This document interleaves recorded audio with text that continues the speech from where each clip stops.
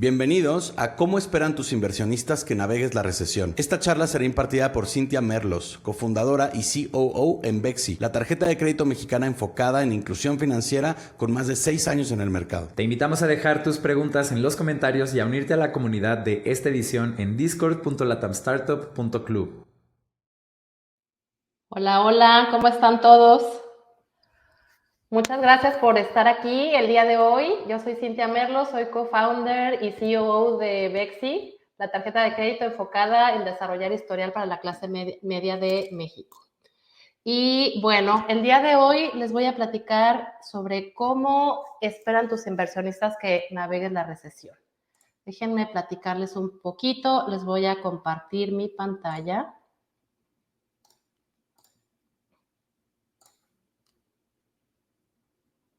Acá está y espero que todos la puedan ver ya.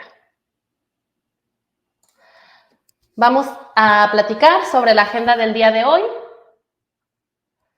Básicamente les voy a contar un poco mi contexto como fundadora, mi relación con inversionistas. Vamos a hablar sobre el contexto económico actual, la mente del inversionista, qué es lo que está en sus cabezas y qué es lo que tenemos que tener en mente cuando estamos trabajando con ellos, especialmente en un tema de recesión como ahora. Y vamos a platicar sobre algunas estrategias de resiliencia empresarial. Les cuento un poco. Yo soy mexicana, estudié marketing. Mi primer empleo lo tuve en Mars, en esta empresa super empresa de venta de productos de consumo. Y posteriormente tuve la oportunidad de trabajar para traerme una compañía de seguros americana a México. Cuando yo empecé a trabajar en esa compañía, me encontré disfrutando muchísimo todo este tema de crear desde cero, ¿no? De tener un nuevo equipo, de construir incluso un nuevo equipo, de tropicalizar servicios y productos extranjeros al mercado mexicano. Y posteriormente, Rojo, quien es nuestro fundador y era un gran amigo, es un gran amigo mío aún en ese tiempo, me cuenta esta idea de Bexi, y decidimos, junto con otros 4 co-founders, empezar esta empresa. Creo que en estos 6 años que tengo como fundadora, he encontrado que existen 2 tipos de inversionistas. Ninguno es mejor que el otro, solo las dificultades que existen son diferentes. 2 tipos de fundadores, perdón, y les voy a contar desde mi perspectiva. Desde mi perspectiva, los 5 fundadores de Bexi veníamos de varios años de experiencia en nuestras empresas. Habíamos estado ya en puestos ejecutivos, habíamos probado desarrollar nuestra propia carrera, vaya. Sin embargo, ninguno de nosotros teníamos lo que en la jerga se conoce como el pedigrí de fundador. Ninguno de nosotros habíamos trabajado antes para un fondo de capital. Ninguno de nosotros había emprendido antes desde cero y ninguno de nosotros había estudiado en Yale, Stanford o Harvard, ¿no? Entonces, somos lo que se conoce como los underdogs, los que no tienen justo este pedigrí que cada vez creo que es menos común, ¿no? Entonces, durante estos 6 años tuvimos que aprender muchísimo el cómo acercarnos a los inversionistas y también el cómo ir madurando con los inversionistas. Fue una carrera de mucho autoaprendizaje, fue investigar mucho sobre el ecosistema, encontrar aceleradoras que finalmente nos ayudaron a conectar los puntos entre esta gran idea que nosotros teníamos y el sector de inversión, ¿no?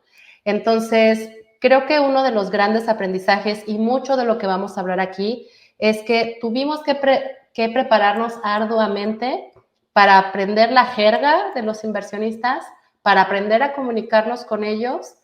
Y lo más importante que vamos a hablar el día de hoy es, aprendimos que en un inversionista no solamente vas a buscar el dinero. No quieres un inversionista solo por la capacidad de seguir creciendo tu negocio. Quieres un inversionista por la afinidad que encuentres con tu compañía, con tu misión y con tu visión, por esas fortalezas que van a hacer tu empresa mucho más robusta y por esas conexiones futuras que te van a generar, ¿no? Entonces, siempre que hablemos de los inversionistas, tenemos que hablar en un camino de 2 vías. Una es, ¿qué le ofrezco yo a los inversionistas? Pero también qué me ofrece el inversionista a mí y que haya un fit correcto entre esa empresa o esa persona y mi compañía y mi misión y mi visión en el negocio. Entonces, eso es lo que les puedo platicar. Creo que fue un camino largo de mucho aprendizaje, pero 6 años después cerramos el año pasado nuestra Serie A, estamos preparándonos para nuestra Serie B en el siguiente año y pues mucho más sabios que cuando iniciamos esta carrera, ¿no? Ahora, platiquemos un poquito del contexto económico actual. Y aquí, sobre todo para los emprendedores nuevos, es súper, súper, súper importante estar metidos en el ecosistema, encontrar literatura, noticias, podcast, todo lo que nos pueda ayudar a entender el mercado de ventures, y este es el mercado en el que ustedes están decidiendo emprender, ¿no? Entonces, no es una novedad en las noticias que algo que está sucediendo es que tanto el incremento en la tasa de inflación, el incremento en las tasas de interés y la escasez de inversiones allá afuera están afectando a más compañías. En esta gráfica podemos ver la inversión que ha habido a lo largo del tiempo en el mercado de venture a nivel global para cada una de las etapas de la compañía, de las compañías. Como pueden ver, aquí está Early Stage, Late Stage y Technology Growth. Si hacemos un zoom todavía para Latinoamérica, podemos ver cómo esto se ve pues todavía más afectado, ¿no? Tenemos aquí Early Stage, Late Stage, básicamente en Q2 del 2023 estuvo desaparecido y vemos muy poco de Technology Growth. Posteriormente, algo que estamos viendo también que está sucediendo mucho en estas etapas es que estamos encontrando 3 tipos de rondas. Downsize, es decir, la evaluación de las compañías está siendo menor que en etapas anteriores, o están flat, o en el mejor de los casos, un pequeño incremento en la evaluación anterior. Y este tipo de evaluaciones pues tiene un impacto muy profundo tanto en los co-founders o en los founders como en tus inversionistas originales, ¿no? Hay devaluaciones, hay condiciones mucho más duras que tienes que aceptar. Y esto siempre tiene que ver con la etapa en la que estás levantando capital. Si tú estás levantando capital con poco dinero en el banco, vas a tener que tomar condiciones mucho más severas y mucho más, tienes mucha menos palanca de negociación, vaya. Entonces, lo que termina sucediendo es que corres el riesgo de aceptar inversiones que no necesariamente vayan alineadas con lo que tú esperas o el potencial que ves de tu compañía, sino con lo que te queda de vida, ¿no? Entonces, mi primera recomendación aquí es cómo vamos a trabajar con nuestros inversionistas futuros y presentes para asegurarnos que haya un buen fit entre lo que nosotros estamos buscando para la compañía, nuestras condiciones actuales en nuestra compañía y las condiciones en el mercado. Y por eso es bien importante que platiquemos de la mente de los inversionistas. Yo les platico que en las primeras sesiones de fondeo que nosotros teníamos cuando estábamos aprendiendo, muchas veces nosotros íbamos a hablar con un inversionista y queríamos solo vender, ¿no? Queríamos nosotros ir y decirles todo lo maravilloso que era Bexy, todo lo que podíamos hacer, todo lo que podríamos hacer con esa inversión que estábamos buscando, pero poco a poco fuimos aprendiendo justo que este es un canal de 2 vías y teníamos que investigar también a nuestros inversionistas. Teníamos que hacer la tarea antes de sentarnos con ellos, ¿no? Saber en qué regiones invierten, en qué tipo de compañías invierten, cuáles son el tamaño de las rondas en las que ellos invierten, con qué persona estamos hablando con un analista, estamos hablando con el tomador de decisiones, en qué etapa estamos del fondo con el que estamos hablando. han hecho un levantamiento recientemente ellos mismos o no están invirtiendo en este momento, ¿no? Entonces, tienes que tener muy claro con quién está sentado delante de ti y cuáles son las condiciones para que tú puedas acoplar tu speech de ventas a esas condiciones. Algo bien importante también al hacer esta tarea es que tengas preparadas las dudas que tienes para ellos. Tienes que poder hablar con ellos y tienes que poder preguntarles cosas que incluso para los que, como yo, no tenían experiencia levantando fondos antes de su primera compañía, quieras que te queden claras o te parezcan obvias y te dé pena preguntar. Eso es cuando vas a buscar un nuevo inversionista. Cuando tienes ya un nuevo inversionista o cuando tienes ya un grupo de inversionistas, la comunicación es la clave. Y tienes que buscar un equilibrio entre esa comunicación oportuna, precisa y que te ayude a traer, a sacar lo mejor de cada uno de tus inversionistas y convertirlos en tus maestros, ¿no? Tampoco son tus maestros. Ellos están invirtiendo en una visión de negocio que tú tienes que desarrollar. Entonces, pensando en la mente del inversionista, creo que hay 4 puntos que deben de quedar súper claros, tanto con tus inversionistas actuales como con tus inversionistas futuros. Y es cuáles son sus expectativas de rendimiento de las compañías. Cuáles son sus expectativas de participación dentro de tu compañía. En la medida en la que eso esté claro, te va a ayudar a saber cuándo es el momento de levantar la mano con ellos y cuándo debes mantener la comunicación dentro de tu compañía y seguir operando.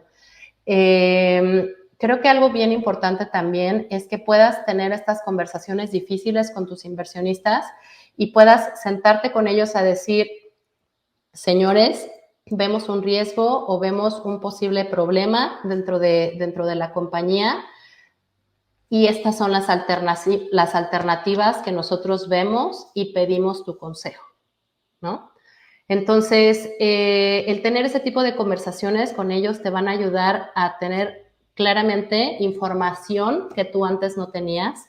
Siempre tenemos que confiar. Recordemos que al principio decía, no puedes tomar un inversionista solamente por su dinero, sino por la experiencia que tienen y cómo te van a aportar a ti. Entonces, es este momento en el que esta conversación nutre a tu compañía y nutre esas posibles soluciones que puedas tener ya sobre la mesa, ¿no? En segundo lugar, el inversionista va a pensar cuál es la gestión de riesgo que tiene esta empresa o este emprendedor. Algo bien importante que creo que nos pasó a nosotros hace unos 3 años es que había mucha presión sobre el tema de crecimiento y creo que se creó esta burbuja alrededor de las fintech un poco con este afán de crecer. Nosotros le llamamos crecer a los Silicon Valley y queremos que todas las empresas crezcan lo más que puedan para demostrar el apetito del consumidor por su producto y no había un cuestionamiento tan profundo por cómo se estaba manejando el riesgo, cómo iban a hacer las empresas para en el largo plazo llegar a manejar sus riesgos o llegar a un punto de equilibrio, ¿no? Entonces, esto es algo que ha cambiado muchísimo en los últimos tiempos.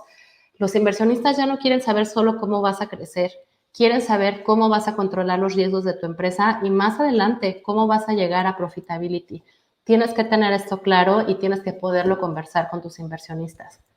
El tercer punto es cómo cuál es el historial de mi founder en manejo de crisis. Y yo creo que aquí se divide en 2. Si eres una empresa completamente nueva, el historial de los founders en manejo de crisis y la experiencia de los founders en manejo de crisis en empresas anteriores o en situaciones de vida anteriores van a ser súper relevantes. Si eres una compañía ya establecida, como es nuestro caso, siempre es, ¿qué les puedo contar, no? Bexi ya pasó por la pandemia, empezamos el año con una guerra, lo vamos a terminar con otra guerra, esta recesión que siempre decimos que ya va a llegar la recesión, pero no estamos muy seguros si ya empezó y dónde termina, ¿no? Entonces, las acciones que toman, no solamente en épocas buenas, sino en épocas malas o en épocas de crisis, van a darles un voto de confianza con sus inversionistas. Y es bien importante que tengan esos planes de manejo de crisis claros. Y creo que parte de todo esto es la transparencia de la comunicación, ¿no? Y les decía al principio, tenemos que equilibrar esta comunicación entre quiero que mi inversionista me resuelva todo y realmente voy y pido consejo a mis inversionistas en temas en donde yo sé que tienen un apalancamiento importante para mi compañía o donde necesito mayor expertise, ¿no? Tus inversionistas no son operadores de tu compañía, pero sí pueden ser grandes elementos para ampliar tu red de contactos, para darte una visión más amplia sobre las posibles soluciones que tienes pensadas. Y muchas veces, en mi experiencia, para darte un camino por dónde empezar a andar si te sientes un poco perdido, ¿no? En la medida en la que estos 4 puntos sean bien congruentes y sean bien afines con tus inversionistas, vas a tener una mejor relación con ellos, ¿no? Bien importante, si ustedes no están tranquilos con un inversionista, si en las sesiones de conocimiento hay algo que no haga clic, es importante que lo analicen. Una relación con un inversionista es como un matrimonio, ¿no? Entonces, tiene que haber esta afinidad en el fin común que tienen ambas partes. Ahora, yo quiero platicarles un poquito de la historia de Bexi y de estas estrategias de resiliencia empresarial que nos han llevado hasta ahorita a tener una gran relación con nuestros inversionistas. La verdad es que creo que somos súper afortunados en cómo nos escogimos mutuamente, pero también creo que ha habido mucho trabajo de todo el equipo para asegurarnos de que esa relación sea sana y productiva y genere el outcome que todas las partes están esperando, ¿no? La primera es la gestión de costos. Me parece que como emprendedor muchas veces puedes tener la tentación de hacer muchas cosas a la vez y de no concentrarte en aquellas cosas o en aquellos proyectos que te traigan un resultado más eficiente y más a corto plazo, ¿no? Sobre todo los emprendedores como yo, que trabajamos muchos años en el mundo corporativo, donde hay planeaciones de muchos años y de mucho tiempo, muchas veces tendemos a querer ver el largo plazo y planear hacia largo plazo, que eso está muy bien, pero como emprendedor tienes que ir un paso a la vez. Tienes que ir ejecutando, tienes que ver el largo plazo, pero dividir ese largo plazo en pequeños pedacitos y asegurarte que vas eficientando tus costos en el camino. Que no quieres hacer 10 proyectos a la vez que te cuesten 10 veces lo que te puede traer un proyecto que te traiga más resultados a corto plazo, ¿no? Entonces, algo que nosotros estamos evaluando constantemente es cómo eficientamos nuestro funnel de colocación, por ejemplo, ¿no? Si llegan 10 personas a visitar mi página, ¿cuántas personas no iniciaron mi solicitud? ¿Cuántas personas no la terminaron? ¿Cuántas personas no pagaron la comisión por apertura? ¿Cuántas personas no han empezado a utilizar la tarjeta de crédito? Entonces, lo que hacemos es, en lugar de seguir trayendo 8,000 personas más, decimos, ¿cómo hago para que de estas 10 personas que visitaron mi página, el mayor porcentaje posible se convierta en un cliente activo? Y entonces, en lugar de gastar millones de dólares en marketing, lo que hacemos es que utilizamos al equipo de data, de tecnología y de producto para ver cómo podemos hacer cambios en nuestro UX que hagan que más clientes conviertan. Y eso nos ha ayudado a mantener costos bastante bajos, ¿no? Estamos a punto de llegar a break-even y me parece que a nivel Latinoamérica vamos a ser una de las pocas compañías fintech que va a trabajar con números negros. Entonces, eso ha sido muy relevante y muy positivo para nosotros. El segundo punto en épocas de crisis, diversificación. ¿Cómo con los productos que tengo hoy puedo generar más ingreso para la compañía? En este caso, por ejemplo, pues tenemos a Uber, ¿no? Que antes era Uber y ahora tiene además Uber Eats. Tenemos a Airbnb, que ahora tiene experiencias Airbnb. Y en nuestro caso, estamos convirtiendo nuestra plataforma en una plataforma de ventas cruzadas. Entonces, estamos empezando a integrar la parte de venta de recargas telefónicas en nuestra app. Estamos por integrar la parte de pago de servicios en nuestra app. Entonces, dentro de la misma plataforma, con unos clientes que ya son nuestros, ¿cómo podemos diversificar nuestros ingresos de manera que podamos, en un ambiente adverso como está ahora, poder incrementar los ingresos de la compañía sin necesidad de necesitar más fondeo? ¿Sale? La siguiente es adaptación ágil. Y aquí el ejemplo que les tengo es la pandemia. Durante la pandemia nosotros estábamos muy preocupados porque ustedes saben, ¿no? Mucha gente se estaba quedando sin empleo. Nosotros temíamos que muchos de nuestros clientes se quedaran sin empleo y entonces dejaran de pagar la tarjeta de crédito y entonces pues los ingresos de la compañía iban a tronar. Y lo que hicimos en ese momento fue ponernos en los zapatos de nuestros clientes y pensar qué era lo que necesitaban de Bexi en ese momento. Y lo que necesitaban eran planes de pago. Entonces, no solo no subimos la tasa de interés, sino que bajamos la tasa de interés, hicimos planes de pago para nuestros clientes y hicimos toda una estrategia de comunicación para que todos aquellos clientes que no pudieran pagar la tarjeta tuvieran alternativas para hacerlo, ¿no? Entonces, eso nos ayudó en el tiempo a que nuestros clientes continuaran pagando su tarjeta, a que nuestro negocio permaneciera sostenible en el tiempo y en el largo plazo también nos ganó mucha fidelidad de los clientes, porque cuando muchos otros bancos estaban incluso cancelándole las líneas, nosotros nos dedicamos a ver cómo los ayudábamos a pagar más fácil, ¿no? Entonces fue un aprendizaje y una ganancia a largo plazo y fue algo que nos movimos y decidimos hacer, o sea, sacamos todo el plan en menos de 2 semanas, ¿no? Y creo que también en la parte de adaptación ágil, algo que aprendimos como emprendedores, yo particularmente tengo una vena un poco perfeccionista y medio control freak, y entonces me costaba mucho el concepto de MVP, ¿no? Siempre quería lo mejor posible, lo más cercano a la realidad posible. Y nos dimos cuenta, o me di cuenta, que en ese camino perdíamos tiempo y perdíamos oportunidad de probar muchas cosas que eventualmente podíamos hacer en grande, ¿no? Entonces, no les dé miedo probar. La solución no tiene que ser perfecta desde el día 1, pero prueben, sáquenlo, vean cómo reacciona el mercado y entonces pueden tomar decisiones mucho más eficientes. ¿Sale? Y aquí viene un poco una contradicción, pero es el proceso de planeación sistemático. Y aquí no quiero con esto decir que vamos a trabajar siempre como emprendedores en los próximos 10 años, pero sí creo que tenemos que adoptar una metodología de trabajo que nos permita enfocarnos y enfocar a nuestro equipo. En los primeros años de Bexi, sacamos carnet, luego sacamos la primera tarjeta American Express, luego teníamos que sacar de la web app al app. Entonces teníamos proyectos todo el tiempo y queríamos sacarlos como ¿no? Cada mes.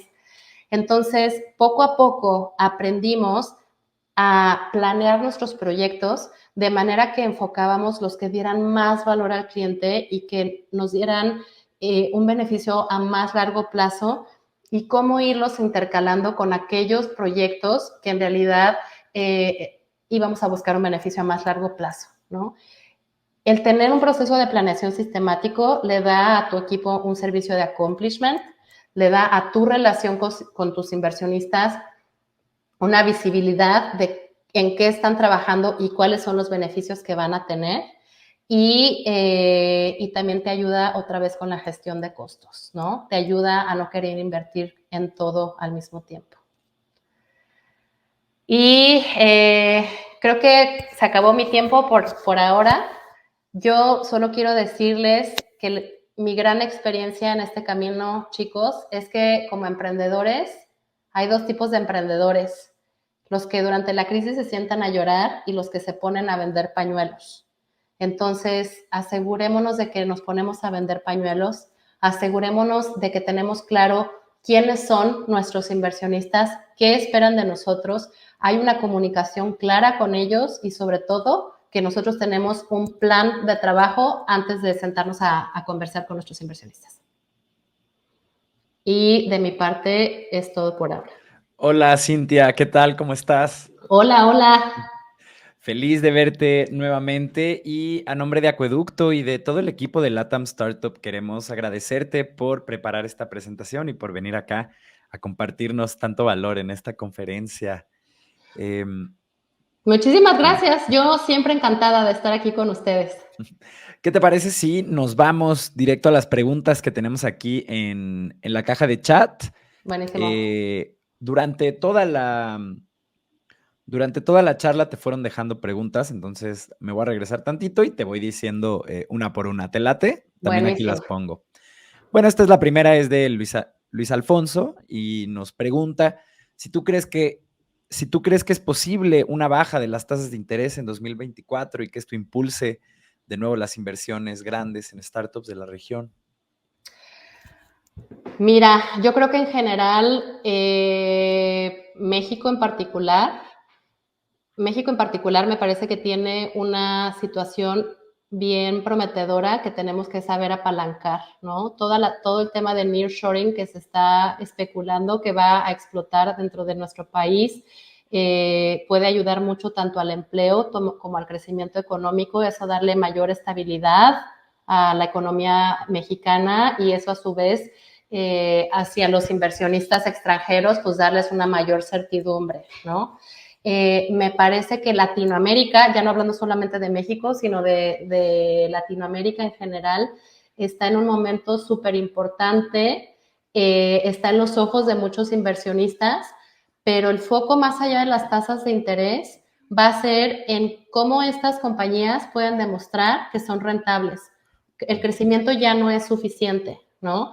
Hay muchos inversionistas que están allá afuera literalmente causando down rounds. Entonces, tenemos que asegurarnos que cuando nos sentamos a hablar con un inversionista podemos demostrar tanto crecimiento como camino a profitability. Fenomenal. Vámonos con esta que tiene Ana Isabel Tena. Nos pregunta, ¿cuáles son las características de los insights más puntuales que debe tener un buen pitch a la hora de reunirte con futuros inversionistas? Fíjate, Ana, que yo en Bexi empecé a levantar fondos hace año y medio, ¿no? Era otra de mis partners quienes los hacían y entonces para mí fue bien complicado porque siempre me había dedicado a ventas y marketing, pero nunca me había dedicado a levantar fondos, ¿no? Para mí, creo que uno es conoce a tu inversionista, que era parte de lo que les decía. Dos, estudia, conoce los términos, ¿no? En mis primeras reuniones con inversionistas, de repente hablaban de términos de capital que para mí no eran claros. Y entonces eso como que bajaba mi seguridad. Me había dedicado toda mi vida a vender, pero al no hablar el mismo lenguaje que ellos, me daba cuenta que mermaba mi desempeño, ¿no? Tercero, piensa la historia en tu mente, ten claro qué es lo que quieres vender y después crea tu pitch, no al revés. O sea, no hagas una presentación y digas y quieras cuadrar el pitch en tu historia, sino al revés. Perfecto. Y tiene un follow-up. También pregunta que, ¿cuál ha sido tu mayor reto como COO ahí en Bexi? Planear a corto plazo, ¿no? Justo, creo que a mí siempre me había gustado mucho el tema de planeación y de repente quería planear a muy largo plazo, ¿no? Entonces, he tenido que aprender justamente este tema de pasos cortitos, MVP, planear y probar, ¿no? Y eso no aplica solo para producto, porque llevo también el área de producto, sino toda la parte de customer success, integración de nuevos socios comerciales, ¿no? Entonces, eso fue para mí. Perfecto. Tenemos acá otra de Pepo Gaspar, él pregunta, haciendo una retrospectiva de tus primeras búsquedas de fondos, ¿qué hiciste bien? ¿Qué podrías haber hecho mejor? ¿Y qué accionables tomaste para mejorar? Te voy a decir primero qué podríamos en general haber hecho mejor. Empezamos a buscar inversionistas hasta que necesitábamos dinero. Entonces, hoy hemos aprendido que tu relación con tus inversionistas empieza un año antes. Quieres que sepan quiénes son, quieres que sepan qué están haciendo, cómo van sus avances, y después les dices, estoy lista para levantar fondos, ¿no? ¿Qué creo que hemos hecho bien? Creo que...